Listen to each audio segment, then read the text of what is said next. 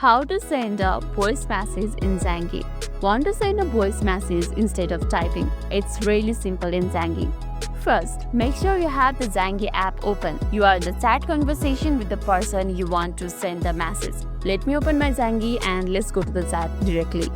So this is the main screen, chat section, and let's go to the chat. Now tap on the text section, tap on it. Now look down at the bottom of the chat screen. See that little microphone icon? That's what you need. Now this is the key. To record your message, you are going to tap microphone icon and it's gone. What's happened then? Zangi will automatically send the voice message you have just recorded. And that's it. If you start recording but decide you don't want to send it, can usually slide your finger away from the microphone while still holding it. This will cancel the recording. Give it a try. Hold on and it will cancel. So remember, open chat, find the link, tap on hold to record, release to send, easy right? Now you know how to send a voice message in Zangi.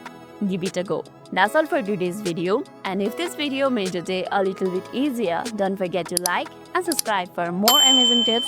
Thanks for watching and see you in the next video.